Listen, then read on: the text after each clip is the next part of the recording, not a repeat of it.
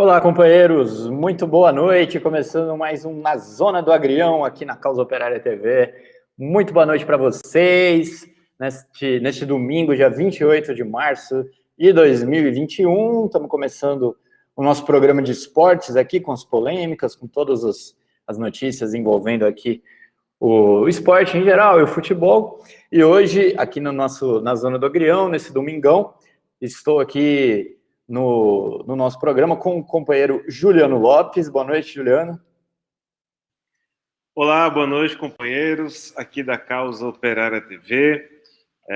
Quero saudar todos os telespectadores aí desse importante canal de comunicação, né, da nossa imprensa revolucionária, e convidar também a todos a se inscreverem aí no nosso canal, se tornarem membros, enfim. É de suma importância a sua contribuição, a sua participação na construção, né, no desenvolvimento deste canal ACL TV, que tem seu link aí 24 horas, você pode acompanhar os nossos mais variados programas, e aqui Na Zona do Agrião nós vamos com esportes. Henrique, boa noite. É isso aí, e também aqui com a gente hoje, depois da lacuna de quinta-feira, que não esteve aqui conosco, o companheiro Edson Dorta. Boa noite, Edson. Boa noite aí, Henrique Arias, Juliano, flamenguista, e os guerreiros aí que nos acompanham há mais de 3 anos aí nessa peleja aqui, né? É verdade, hein? Bem lembrado. Zona do Agrião ano que vem vai completar um ciclo, né, de Copa, né? Nós começamos um pouquinho antes da Copa de 2018, e ano que vem, na Copa, a gente completa aí o ciclo de 4 anos aí da Copa, né? Esperamos que a Copa não seja adiada por conta da pandemia, essa coisa toda, né? E esse ano, inclusive, ninguém lembra, mas teria Olimpíadas esse ano lá no Japão. Vai ter, era para ter tido ano passado, estão falando que vai ter esse ano, né? O Japão não quer cancelar de jeito nenhum, e aí fica aquela dúvida, né? Vamos ver como que vai ser esse negócio. Gente, é o seguinte, hoje nós estamos aqui com o nosso tema central para falar sobre os 100 anos do grande goleiro Barbosa da seleção de 50, falar um pouquinho sobre ele, né? Centenário aí. Ele completaria 100 anos ontem, dia 27 de março. Então a gente vai falar um pouquinho sobre isso, para aproveitar também esse tema, para falar um pouco, né, do futebol brasileiro, um pouco da história aí, né, do futebol brasileiro, que é importante. A Copa de 50, eu acho que é um episódio importante para o desenvolvimento do futebol brasileiro. E o caso do Barbosa também, um caso específico aí também, da questão aí dos goleiros e dos negros, né, nessa posição, que ficou décadas e décadas, né, sem negros jogando no gol no Brasil por conta de uma injustiça aí com o Barbosa. Mas depois a gente fala sobre isso. Vamos começar falando aqui. Juliano, eu queria passar para você mandou aí um belo jogo aí de Sérvia e Portugal, né?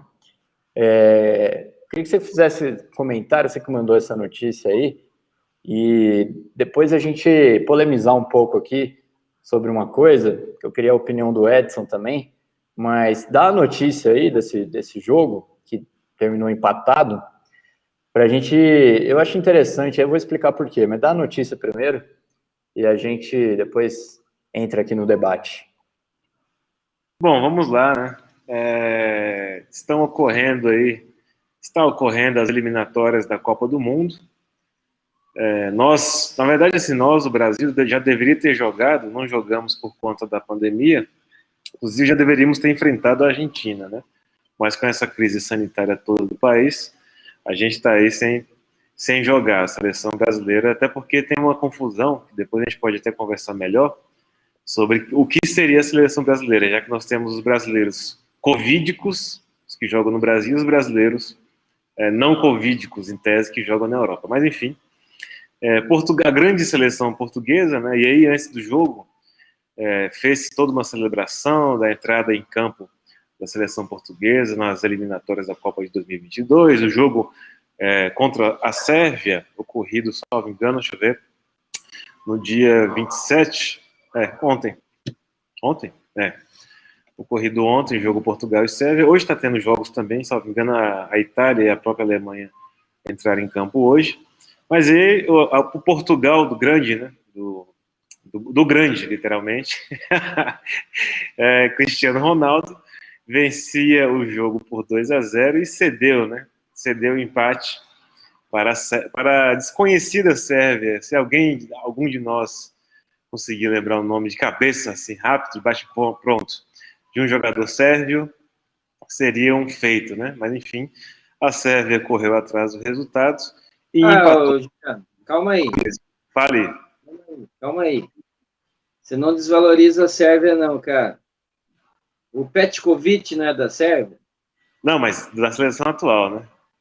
Mas aí tem uma história, né? É um time também que apareceu do nada. Edson, já que você falou isso daí, era justamente esse assunto que eu queria levantar aqui. Exato. Né? Eu comentei com o Juliano, acho que eu comentei também no nosso grupo, que o futebol sérvio ele tem uma história, na verdade é a seleção da Iugoslávia, né? Que foi aí retalhada pelo imperialismo, virou Sérvia, Croácia, e vocês podem ver que mesmo retalhadas são seleções que continuaram sendo boas, né? Eslovênia, né? Eu queria comentar aqui o seguinte, eles têm uma tradição no futebol, inclusive mais do que Portugal, né? Portugal é o futebol europeu como outro qualquer, né? E com menos tradição ainda do que uma Alemanha, do que uma Itália da vida, né? Uma Inglaterra e tal, né? Queria jogar essa polêmica aqui para vocês, se vocês concordam com isso daí. Eu concordo plenamente. É por isso que eu já fui questionar o Juliano de falar que a Sérvia seria um time desconhecido aí, porque a Sérvia, se eu não me engano, o Petkovic deu um título para o Flamengo, um gol de falta. Não sei se foi o Carioca, né, Juliano? Você lembra desse gol, né? Aos 53. Fez os gols, o Petkovic fez vários gols de escanteio. Então, não podemos menosprezar a Sérvia. Essa destruição do time iugoslavo, que sempre foi um time nas Copas do Mundo, que dava problema para os times ditos aí, times grandes, né? A Iugoslávia sempre teve jogadores importantes, era um jogo muito coletivo, né? Não sobressaía um ou outro jogador, como também os times da União Soviética, né? Os times da União Soviética, antes de também voltar ao que era a Rússia, eram times competitivos, né? A Polônia também tinha um time muito... A Europa Oriental sempre foi times fortes na Copa do Mundo, né? A Polônia tinha o Lato, Boniek, se a gente lembrar, vai lembrar até da própria Hungria, né? A Hungria com Puska, né? Então, quer dizer, não podemos menosprezar o futebol europeu do Oriente, da Europa Oriental. Mas, nesse momento, o Juliano tem razão. Eu tenho que dar a mão à palmatória. Nesse momento, a Sérvia está destruída, né? Ela não tem investimento nenhum de futebol. É um país destruído aí pela situação deplorável do capitalismo, né? A destruição que se deu aí na Iugoslávia, a separação desses países aí, nenhum desses times que separaram desempenhou aí um grande futebol. A gente pode até falar que a Croácia foi finalista da Copa passada, mas a gente viu, né? Foi puro esforço físico, né? A gente tirava até sarro daqueles jogadores fundista, né? Tipo o Modric, que ganhou o prêmio de melhor jogador do mundo. Agora a gente nem ouve mais falar dele. É impressionante, né? O cara de um jogo, de uma Copa, né? O cara é tão bom que ele foi o melhor jogador do mundo, que era um prêmio de consolo aí para a Croácia. E agora a gente nem ouve mais falar do cara em lugar nenhum, né? Desapareceu o sujeito. Ele é um fundista. Ele poderia ser também o Amaral. Acho que o Amaral joga mais que o Modric. na época que o Amaral jogava no Palmeiras. O Amaral também corria 14 quilômetros numa partida de futebol, que esses croatas correram durante a Copa de 2018. Agora, a importância, eu acho, dessa notícia é mostrar a falsa campanha que falam em torno do futebol português, né? Que, segundo aí a imprensa brasileira, está exportando gênios, técnicos geniais para o mundo inteiro. Aqui no Brasil está uma onda de falar que se você contratar um técnico português, vai ganhar a Libertadores, vai ganhar a Copa do Brasil, eles são espetaculares, etc. Tal. Então, acho que nesse aspecto aí, achei importante frisar do jogo da Sérvia e de Portugal. E, por último, só para concluir, a farsa do Cristiano Ronaldo também, né? Os próprios gols de Portugal nem foi feito por eles. Ele ficou lá, parece que ele ficou chorando lá, um gol que supostamente a bola teria passado pela linha do gol ali. Eu não vi o lance, também não sei porquê. Tem toda essa onda do VAR, não tinha VAR no jogo, e era justamente o VAR era justamente para avalizar esses tipos de lance, né? Bola que passa da linha, que aí é mais fácil do que ficar inventando impedimento, falta que não existiu, etc. Mas eu acho que por esses aspectos aí vale a pena citar esse jogo aqui, de acordo com a discussão que a gente vem fazendo aí sobre a campanha em favor do futebol europeu, né? Não, de fato, eu ia destacar justamente isso, né? Finalmente a campanha é tanta que você fica assim, puta, vai entrar Portugal em campo, nossa, Cristiano Ronaldo, isso vai ser um show. Finalmente o show ele deu um show no final do jogo, deu um chilique lá, porque ele jurou de pé junto que a bola teria entrado no lance dele. E vejam vocês, como não tem VAR, o juiz não deu o gol. Mas eu acho que se tiver... Aí fica a pergunta, né? Por que não tem o VAR nas eliminatórias da Copa do Mundo? O que está acontecendo? Mas enfim, não tem o VAR. E o juiz não deu o gol e ele deu chilique, pediu... Aí falou que o certo era ter o VAR, etc e tal. Um breve histórico... O alemão é o seguinte, se compararmos a história da Copa do Mundo, a Iugoslávia e agora a Sérvia, que é reconhecida oficialmente como a sucessora da Iugoslávia, ela tem uma campanha parecida, se não igual a de próprio Portugal, né? A melhor qualificação da Iugoslávia foi um terceiro lugar, e Portugal também, o máximo que conseguiu chegar na Copa do Mundo foi um terceiro lugar.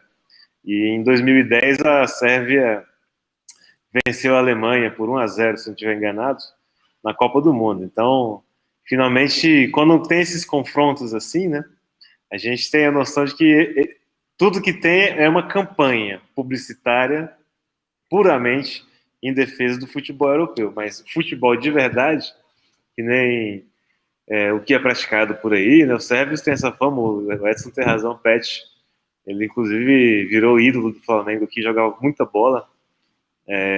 Quando chega no pau a pau, só sobra futebol de verdade, né? E o drama fica com o Cristiano Ronaldo que foi lá chorar, vai pedir que o VAR interviesse no jogo, né? Finalmente o grande Cristiano Ronaldo voltar para casa com empate com a Sérvia mostra que vai ser difícil esse caminho dos portugueses para a Copa do Mundo. Bom, vamos ver, né? O que eles vão aprontar para a Copa do Mundo em 2022. A gente fica até meio com medo, porque lá pelas tantas eles inventam alguma coisa, mas enfim.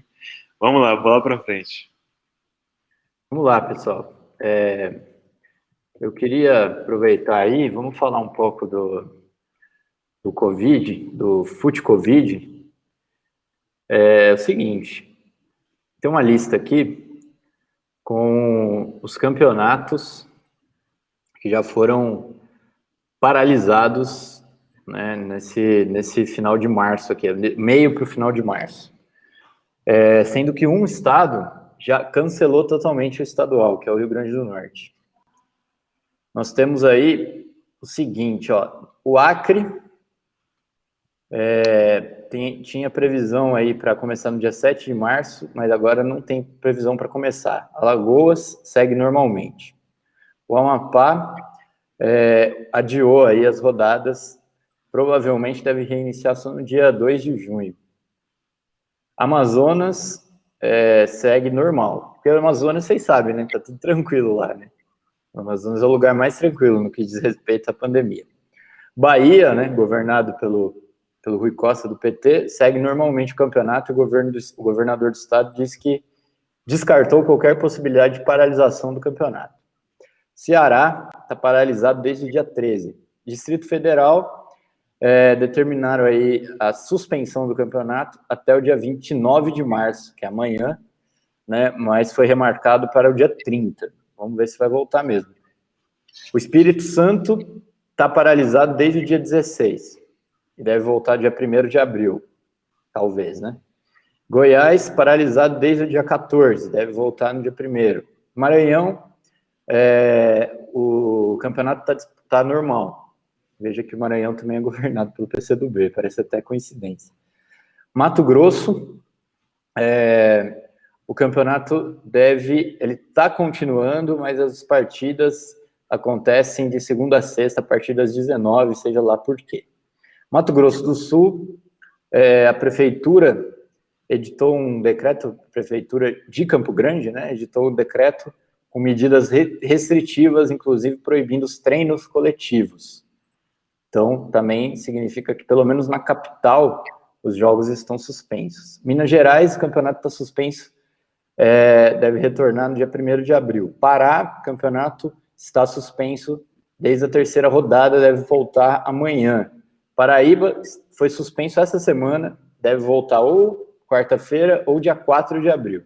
Paraná segue acontecendo com algumas restrições. Pernambuco segue normalmente. Piauí, eles tiraram também aquelas coisas estranhas. Jogos só a partir das 15h45 e não tem jogo de sábado e domingo. Rio de Janeiro segue normal, mesmo porque eles estão aproveitando aí para receber os campeonatos dos outros estados, né? Manda tudo pro Rio. Se bem que eles falaram se bem que aqui falou que vai ficar do dia 20... até nisso é estranho. Ele diz o seguinte na matéria que eu estou lendo: o Campeonato Carioca segue sendo disputado. No entanto, não poderão ser realizados na capital, entre os dias 26 de março e 4 de abril. Rio Grande do Norte foi cancelado, totalmente cancelado, não vai ter estadual. Rio Grande do Sul segue normalmente, com restrição de horário, jogos somente após as 20, sei lá também o que significa isso. Rondônia, o campeonato não começou ainda, então eles não estão aguardando.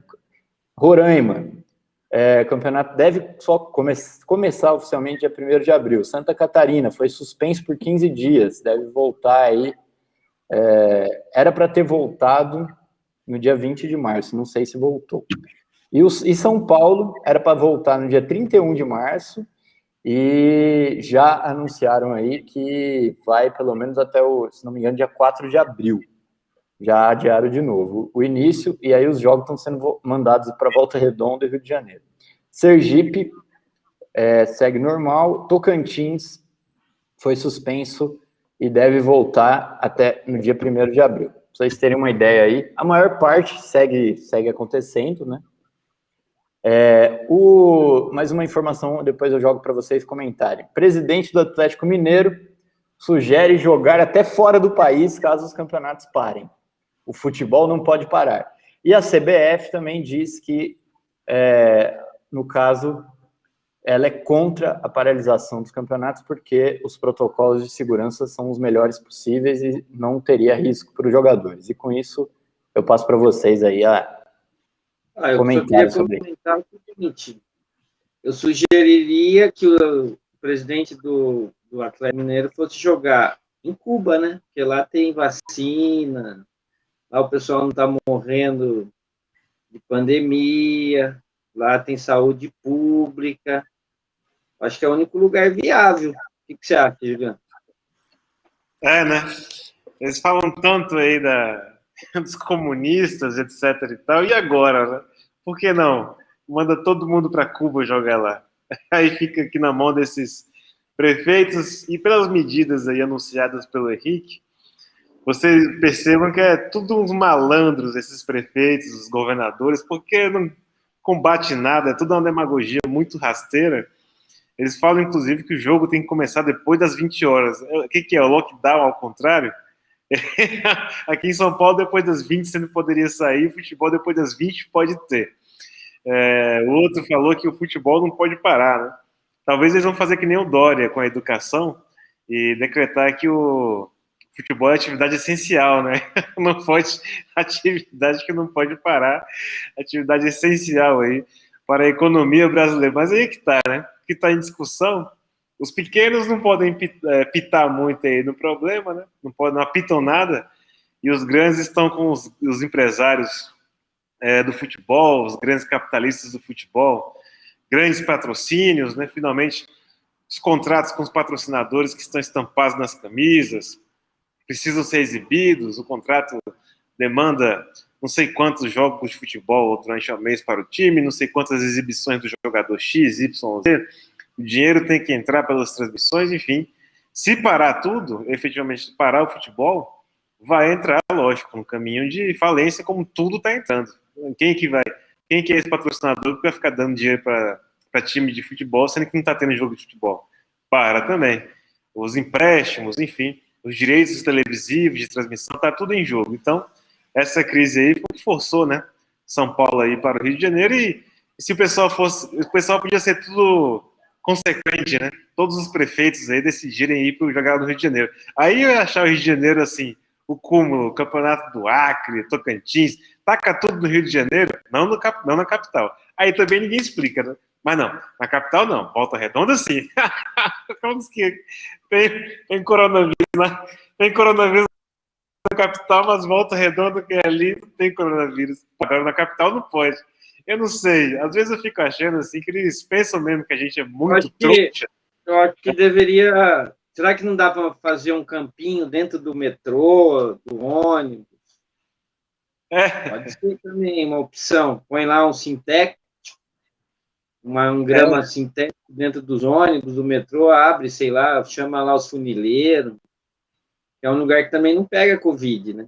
Não pega. E aqui na ceia tem um público bom, hein? De manhã aqui é o quê? Milhares de pessoas assistindo. Bom, é isso aí, pessoal. Vamos avançar aqui rapidamente, né? Que nosso tempo não perdoa. Vou lançar aqui uma provocação para o Edson, para ele comemorar, para ele comentar rapidamente. Abel Ferreira repete Jorge Jesus e é condecorado pelo presidente de Portugal, Edson. Ele ainda bem que ele ainda não foi condecorado pela Alesp, porque o Jorge Jesus também foi condecorado pela Alerj, não foi, Juliano? Foi. É isso. Cidadão, honras de cidadão no Rio de Janeiro. Por enquanto, acho que não sei se é porque os deputados não estão fazendo as sessões, mas vai aparecer também lá, né? Em São Paulo já é mais diferente também, né? Não tem tanto esse folclore que tem no Rio de Janeiro. Eu vi, sim, ele ser condecorado por presidente de Portugal. Até porque, né? Vamos falar a verdade. Português, qual foi o prêmio do português no futebol? Tem que comemorar mesmo, tem que ir lá e falar, porra, você conseguiu ser campeão, merece uma medalha, que nem vão perguntar como que foi, né? Eu acho que ele tem que comemorar mesmo. Bom, essa foi só uma provocação. Vamos então entrar aqui no nosso tema. Não, melhor. Rapidamente aqui, eu queria anunciar aqui o tema muito importante, que é o nosso ato, né, contra o golpe militar no dia 31 de março. Nós vamos organizar aí atos em todo o país, né, principalmente nas capitais. Se a produção tiver aí os cards para ir passando, né, aqui em São Paulo nós estaremos na Avenida Paulista a partir das 15 horas, lá no MASP. Aí está, dia 31 de março, ato contra o golpe de 64. É importante dizer isso daí porque o Bolsonaro, né, conseguiu aí, né, ele que é um criminoso, conseguiu a autorização para comemorar oficialmente o ato do dia 31 de março.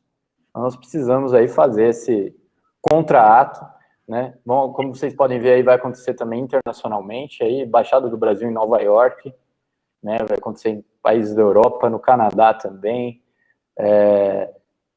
aí tá Helsinki, na Finlândia, né? Todos esses locais aí haverá ato contra o golpe militar. Porto Alegre, esquina democrática.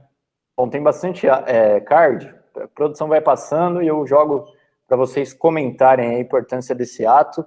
Lembrando sempre, né, que a última vez que teve alguma manifestação de verdade aí, apesar dos pesares aí, apesar do boicote, né, do senhor Guilherme Boulos e do Danilo Pássaro, né, acho que muita gente já nem se lembra mais dele, mas apesar disso tudo aí, né, que toda a polêmica que teve na época, a última vez que o pessoal saiu na rua de verdade foram com as torcidas organizadas justamente contra, né, o golpe, contra os caras que estavam lá defendendo a intervenção militar na Avenida Paulista e em outros locais.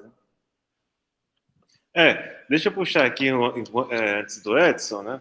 Eu destacaria aqui nosso papel na questão, que é a questão esportiva, a questão especialmente das torcidas organizadas, né? Finalmente, nesses últimos dias, eu e o companheiro Henrique estivemos fazendo até a convocação dos companheiros que estiveram conosco nas últimas manifestações que eles participaram e tudo mais. E também é fácil, tanto aí quanto como acontece nas organizações de esquerda, né? Tem um pessoal muito interessado, vamos dizer assim, a base, a militância das organizadas estão interessados em participar da atividade, né? Em lutar contra o golpe de Estado. O pessoal sabe muito bem que os golpistas à direita são os responsáveis aí pela cassação do direito à manifestação. As organizadas foram as primeiras aí, uma das primeiras a sofrerem as perseguições do regime golpista, né? Ficaram impedidas de esticar faixa, impedidas de levar sinalizadores, participar ativamente nos campos de futebol. Então, fica aqui novamente nosso convite público, né? Devemos tirar matérias também, fazendo uma convocatória aí, para que nesse dia 31 se juntem aos comitês de luta contra o golpe, ao PCO, aos militantes de outros partidos que estarão nas ruas em várias capitais do país, aí, como foi passado nos cards pela produção, num ato contra a direita golpista e fascista, né? A gente não pode ter a ilusão de que as coisas estão bem, que existe um regime democrático, não. O fato deles terem estrangulado as organizadas nos estádios, antes mesmo da própria pandemia, revela que existe, de fato, uma cassação deliberada, né, do direito de manifestação e organização, inclusive, que se expressou no impedimento de funcionamento das torcidas organizadas. E aí vale para todo mundo, de torcida antifa a torcidas tradicionais, né? As do Cruzeiro estão todas lá, perderam até as sedes, as do Flamengo estão caçadas, as do São Paulo estão caçadas, não pode ir para o estádio, Gaviões também não pode ir ao estádio com bandeira, e isso não é que está caçada agora, eles estão caçados daqui para 3, 5 anos para frente. Tem torcida que está banida, inclusive, que nunca mais pode voltar aos estádios por conta dos direitistas, né, dos golpistas que estão no poder, gente do PSDB, inclusive em especial, mas os bolsonaristas também, todos eles contra a organização do torcedor, contra a organização popular em torno dos seus direitos. Então, acho que é fundamental a nossa participação, convocação para esse dia 31 de março, né? Até porque, finalmente, muito do que a gente aprende em manifestação, né, e vice-versa, aprende com as torcidas organizadas, bandeirões, né, como se diz, sinalizador, fumaça, barulho, bateria. A nossa própria bateria, as Beats Palmares, também teve muita inspiração das baterias de organizadas, que também animam bastante, sempre animou o futebol. Então, acho que tem tudo a ver a participação das torcidas e do torcedor também, nesse dia 31 de março. O torcedor que está sendo enganado aí pelos os cartolas do futebol, né, com essas medidas malucas da pandemia, e também os organizados que estão sendo censurados faz tempo pelo regime golpista. Edson? Não, eu acho que a gente não pode faltar essa peleja aí, né? Nós temos que fazer esse enfrentamento nas ruas. O time deles é fraco, nós temos muito mais capacidade de vencer essa batalha aí, e nós não podemos dar WO, não. A esquerda está querendo dar WO, a esquerda está com medo de jogar. É ou não é, Juliano? Os caras estão tudo debaixo da cama. Exatamente, Edson. O pessoal tá, tá daquele jeito. Os caras são perna de pau, vamos ter claro, os caras são perna de pau. Não joga nada, são os caras confusos, bitolados, mas eles, se você não aparecer no campo, eles vão ficar jogando sozinho e eles ganham. Então nós temos que convocar aí todos a participarem desse ato.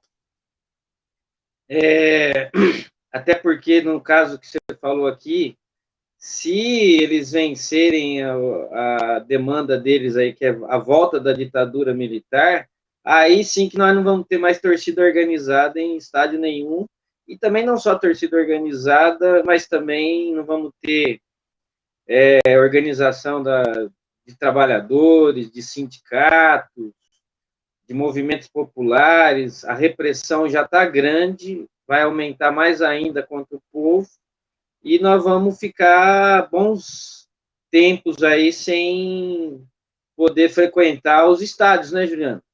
Foram 21 anos o golpe de 64, que torturou, matou. A gente tem até a história, para quem não... A gente, num jogo de final de ano, quando o Lula saiu da prisão, a gente foi na escola Florestan Fernandes, do MST, do Lula, e a gente encontrou o irmão do Zico.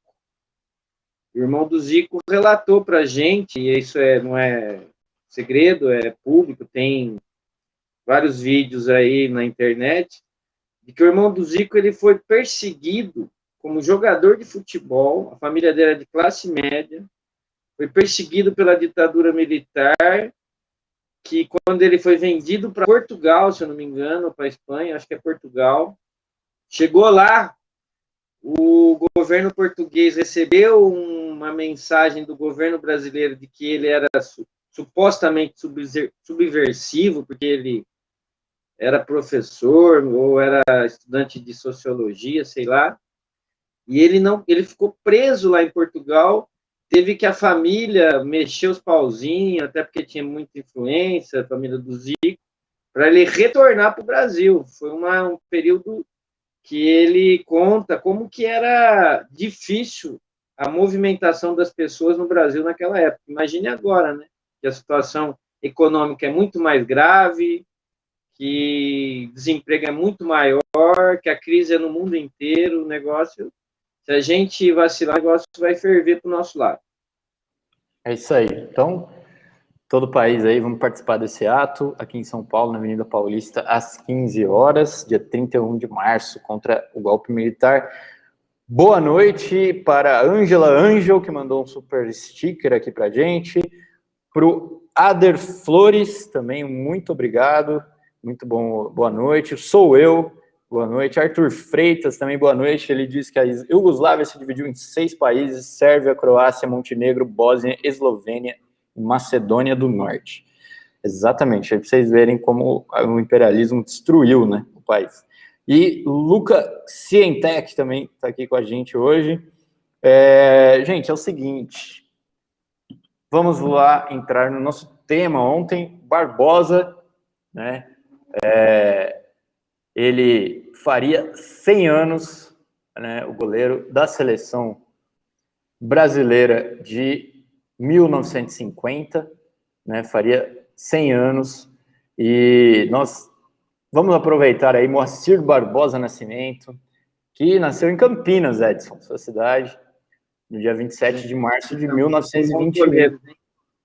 E eu aprendi com o Abel Ferreira que goleiro chama-se guarda-redes. Ah, é verdade. É verdade. Bom, sem mais delongas, aí eu vou passar para vocês comentarem, fazer uns comentários iniciais aí do Barbosa, né, que faria 100 anos, e aí, por que nós estamos dando esse destaque aqui para o goleiro da seleção de 50? Quem começa? Eu vou deixar o Juliano. vou passar os breves fatos. Copa de... Quem não conhece, né? Que é difícil não conhecer essa história aí. Se tem gente que não conhece ainda, porque tá um pouco por fora do futebol, mas 1950, final Brasil e Uruguai. Brasil era campeão de véspera, os jornais anunciavam, inclusive vendiam pôster. Se você fosse na banca na véspera da final, você ia encontrar o pôster da seleção campeã mundial, porque era a batata que nós íamos ganhar. Inclusive, existe relato do próprio Pelé, que ouvindo do jogo, naquela época todo mundo pensou isso daí. Maracanã com 200 mil pessoas, talvez a lotação máxima de todos os tempos tenha sido esse jogo. O povo todo aguardava esse título tão esperado. O empate era nosso, e nós estávamos a 1-1. O Brasil estava a festa era tão grande que muita gente sequer assistia mesmo, fora do estádio, né? Quem estava nas ruas, pelo rádio, estava em festa desde o começo do jogo. E em um lance do Didia, o uruguaio, ele parte pela direita, eu acho, chega bem perto da pequena área. O goleiro Barbosa, negro da seleção brasileira, ele acha que o Didia vai cruzar, mas o Didia chuta pro gol, e nesse dia ele dá um passo para frente aguardando o cruzamento.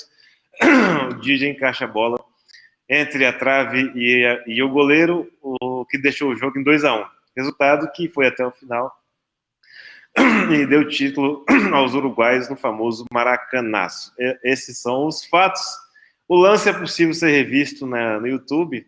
Se você for ver, quem tiver a oportunidade de ver no YouTube, vai ver que não tem falha, assim, é difícil enxergar a falha do goleiro, mas o Barbosa foi, desde então, desde 1950, já estamos em 71 anos depois desse fato, ele ainda é apontado como um vilão daquela Copa, sendo que outros tantos fatores intervieram naquele jogo, que ficou marcado na história do país, como outros que vieram, mas eu tenho a impressão, muito que não tenha vivido aquela época, eu nem tenha conhecido gente que tenha vivido lá, mas pelo que eu li, efetivamente o Maracanã foi uma verdadeira bomba nuclear nos ânimos da população brasileira, e Barbosa, o goleiro negro, né, tem esse aspecto, carregou isso daí para o resto da vida, sendo que muitos alegam que ele finalmente faleceu em 2000 por pura tristeza, por não conseguir mais levar a vida adiante, com tamanho problema, mas enfim.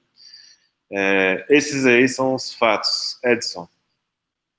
Agora eu vou contar a história, eu sou contador de história. O Barbosa, cara, eu conheci o Barbosa quando eu tinha uns 10 anos, e foi justamente no 16 de julho, porque todo 16 de julho, a imprensa brasileira, essa imprensa maravilhosa, ela fala assim: hoje é aniversário do Maracanaço, o dia em que crucificaram Barbosa, e ficava repetindo aquele gol, e o povo chorando no estádio. Então, eu sempre fiquei com a cabeça assim, né? Eu conheci o Barbosa, a minha história de futebolista era isso. O Barbosa, o vilão da Copa de 1950. Eu acho que todo mundo, até hoje, conhece o Barbosa. Se você falar do goleiro Barbosa, é esse fato aí que o Juliano narrou. Só que, no entanto, cara, esse goleiro, aí depois que você vai pesquisar, esse goleiro era um dos melhores goleiros da época. Os próprios treinadores do goleiro falam que ele tinha a saída boa, ele era forte, ágil, e se você não consegue visualizar o goleiro Barbosa, você consegue visualizar o cara que foi apedrejado pela imprensa brasileira, né? Então, eu acho que a gente poderia aqui, ao invés de copiar a imprensa brasileira, esses golpistas, a gente podia aqui, algum dia, no Zona do Agrião, pegar as histórias do Barbosa. São muitas histórias, cara, boas, sobre futebol. Ele, depois que ele já estava calejado e tanta gente criticar ele, uma vez ele foi para a Rússia, aí perguntaram para ele assim: pô, você foi vice-campeão do mundo em 1950? Ele falou: fui. Pô, o pessoal lá no seu país deve venerar você, hein? Vice-campeão do mundo, grande feito. Ninguém sabia que aquilo era execrado, né?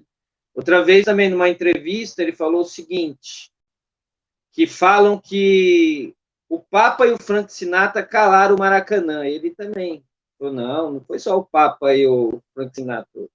Eu também calei o Maracanã, já estava calejado de tanta zoeira que falavam dele. E no final, cara, para terminar aqui, o mais incrível é que isso daí pesou mesmo nas costas dele, para tentar apagar um pouco desse peso que fizeram contra ele. A prefeitura do Rio de Janeiro depois contratou ele para trabalhar lá no Parque Aquático do Maracanã, e ele trabalhou lá no Parque Aquático até aposentar, para, tipo assim, fazer uma reparação do dano, né? Apesar que não repara nada, né? Mas foi isso, e depois veio morrer na Praia Grande, e, por sinal, né, nós estamos falando que ele faria o centenário do seu nascimento, e dia 7 de abril é aniversário da sua morte, né? Seria 21 anos da morte de Moacir Barbosa, aí, o grande goleiro brasileiro, que é só lembrado pelo esse gol. Ninguém lembra ele pelas outras coisas que ele fez, né? Goleiro, o destino de goleiro é triste mesmo. Mas é isso que eu teria que falar. Só para encerrar aqui, complementando o que o Edson falou, Barbosa, finalmente, ele, no fim da carreira, ele está totalmente sem dinheiro, ele é sustentado por amigos da época da seleção, é sustentado por amigos do Vasco, né? Ele é um ídolo no Vasco da Gama, ele compôs um time vitorioso antes e depois da Copa de 50, né? Ganhou muita coisa com o Vasco, os cariocas, o que era antigamente a Libertadores, enfim, mas não teve esse, igual o Edson falou também, o reconhecimento que o Estado oferece, né, os políticos, é esse, dá o nome de uma praça, assim, muito, e nada, né, por exemplo, para a família. Ele tem uma filha adotiva que também hoje vive das entrevistas que ela fala sobre o pai dela, mas também em uma situação muito precária. Então, se vejam vocês também que, tudo bem, vamos imaginar que toda a história fosse verdadeira, mas o que explicaria o fim da carreira de Barbosa ser tão ruim, que também é igual o fim de carreira de uma série de outros jogadores, como, por exemplo, o próprio Mané Garrincha. Nesse sentido, Pelé, até nisso Pelé é rei, né? Mas você conseguiu escapar disso daí, vejam vocês. Com toda a pressão, né? O Armando Nogueira, que é um grande cronista, né, disse o seguinte: certamente a criatura mais injustiçada na história do futebol brasileiro. Era um goleiro magistral, fazia milagres, desviando de mão trocada bolas envenenadas. O gol de Didia na final da Copa de 50 caiu-lhe como uma maldição. Quanto mais vejo o lance, mais o absolvo. Aquele jogo, o Brasil perdeu na véspera. A maldição, né, que ele fala aqui era tão grande que num grupo de torcidas aqui, mandaram um print de uma matéria da época da Copa de 94, em que o Parreira expulsou o Barbosa da concentração do Brasil para não dar azar. Vejam só o nível do negócio. Aí tem na reportagem o Gerson ficando pé da vida com a atitude do Parreira, né? Porque a BBC de Londres queria, inclusive, fazer gravar um encontro do Barbosa com o Tafarel, né? E não deixaram ele entrar na Granja Comari, né? No caso, o Parreira, diz a matéria que foi o Parreira que não deixou para não dar azar às coisas, né? É por isso que a gente colocou esse no título, né? A gente tem que encerrar, mas o título é da tragédia, foi o Maracanaço, né? Uma grande tragédia nacional, né? E muito longe, como até diz o Armando Nogueira, muito longe de ser uma tragédia cuja culpa é do Barbosa, está muito longe disso. A gente sabe, a gente que presenciou a Copa de 2014 sabe que não é nada disso, né? Que a questão é muito mais profunda do que isso, muito mais complexa. E da tragédia, a injustiça, né? Porque ele foi injustiçado e os goleiros negros brasileiros foram injustiçados, né? Se eu tenho de memória aqui que só com o Dida que começou a quebrar esse preconceito com goleiros negros, e olhe lá, né, porque ainda hoje você tem assim, proporcional, a proporção que você tem de jogadores negros e brancos, quando você passa isso daí para o gol, essa proporção é bem diferente, né? E dá para ter uma ideia com isso, justamente que eles evitam, né, colocar goleiros negros, né? Bom, para a gente encerrar aí, a gente está no finalzinho, queria que vocês fizessem os comentários finais sobre isso e a gente já encerra. Não, exatamente. Eu só vou comentar rapidamente para dar uma boa noite aos companheiros aqui da Casa Operária TV. E eu acho que é isso mesmo, a maldição. A maldição ele finalmente viveu a maldição do negro, né? E que coisa. A quem acharam de culpar pela derrota do Brasil na Copa de 50? Sendo que o próprio cronista que o Henrique citou falou que o Brasil perdeu na véspera. O que fizeram com a seleção brasileira às vésperas daquele jogo não está no gibi. Uma politicagem muito louca aqui que colocaram jogadores para apertar a mão de tudo quanto é político, trocaram a sede dos treinos, enfim, foi uma loucura assim. E a seleção tinha tudo para ganhar e não levou. Mas é isso. Deixo meu boa noite, né? E passo aqui para os boa noites do Edson. Boa noite aí, companheiros. Lembrando que naquela época o pessoal já falava, se o Brasil tivesse jogado fora e sem a imprensa brasileira, teria sido campeão. É isso aí. Fica a lição, né? Bom, gente, vamos encerrando. Agora tem TV Mulheres aqui na Causa Operária TV, então fiquem ligados aí no nosso link 24 horas, nem precisa sair do link. E depois, agora às 19 horas, depois às 8h30 da noite, ainda tem resumo da semana com as principais notícias. Boa noite para Rosália Lux, para Denina Parker, que entraram aqui também depois que eu tinha dado boa noite para o pessoal. E a gente vai ficando por aqui. Na quinta-feira nós estamos de volta em mais um Na Zona do Agrião, com mais assuntos. E fica a sugestão do Edson da gente tratar mais detalhadamente aqui da história do Barbosa, que é muito interessante. É isso aí, muito boa noite para vocês, Edson, Juliano e todo mundo. E a gente está de volta na quinta-feira às 18 horas. Até mais.